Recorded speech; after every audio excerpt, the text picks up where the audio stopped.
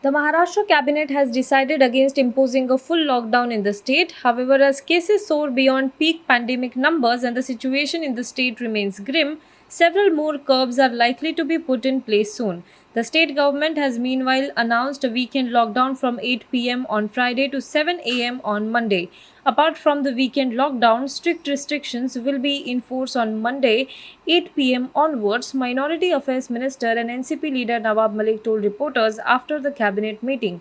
Transportation will permit passengers to travel based on their sitting capacity. Rickshaw, taxi, and personal vehicles will commute with 50% sitting capacity, Maharashtra Minister Aslam Sheikh said. He said that night curfew will continue and prohibitory orders will be issued under Section 144 will also be enforced during the daytime during the week.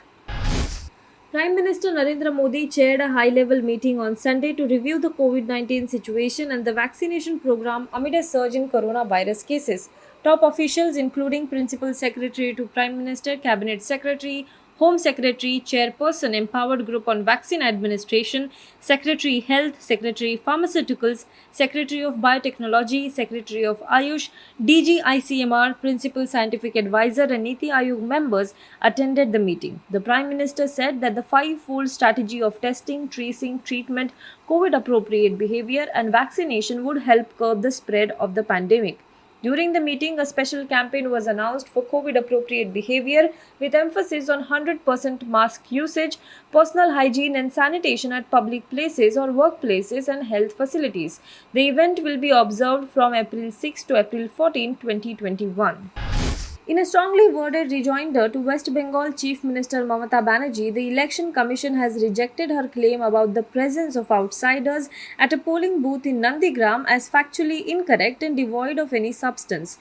The Election Commission sent the letter to Banerjee on Saturday in response to a complaint filed by her on April 1st when polling was held in Nandigram alleging irregularities in the polling process. In its point by point rejoinder, the Election Commission said Banerjee's letter regarding booth capturing and the presence of outsiders at a polling booth in Boyal was preceded by a massive coverage all over the country, which showed dozens of audio-visual shots of your being in this polling station and literally hurling an avalanche of allegations on some officials working with the government of West Bengal itself, paramilitary forces, and eventually the Election Commission.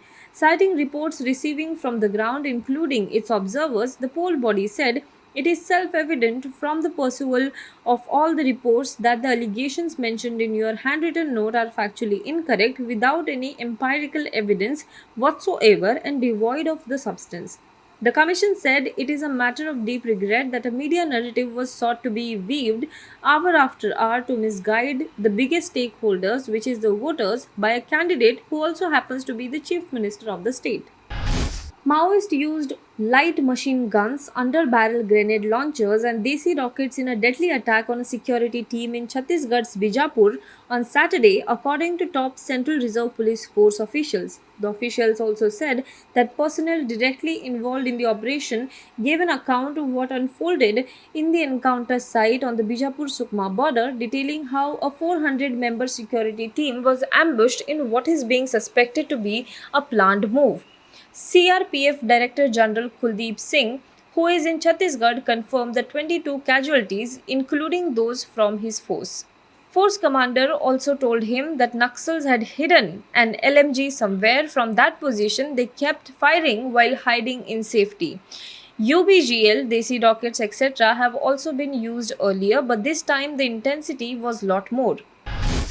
Actor turned politician and Makkal Needi Mayyam founder Kamal Hassan on Sunday said that he is ready to quit cinema if it becomes hurdle for his political career, which was meant for serving the people.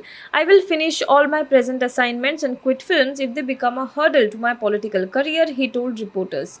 Saying his entry into politics was historic as he was one among the 30% who remained aloof from politics, he said that late Chief Minister M.G. Ramachandran had as MLA acted in many films to propagate his ideals and to achieve his goals of serving people. However, if cinema was becoming an obstacle, Hassan said he would leave it to serve people, the MNM chief said, adding that many of his fellow candidates were of the opinion that he would disappear from politics and re-enter cinema. Now be the first to know about the latest updates on our new news app.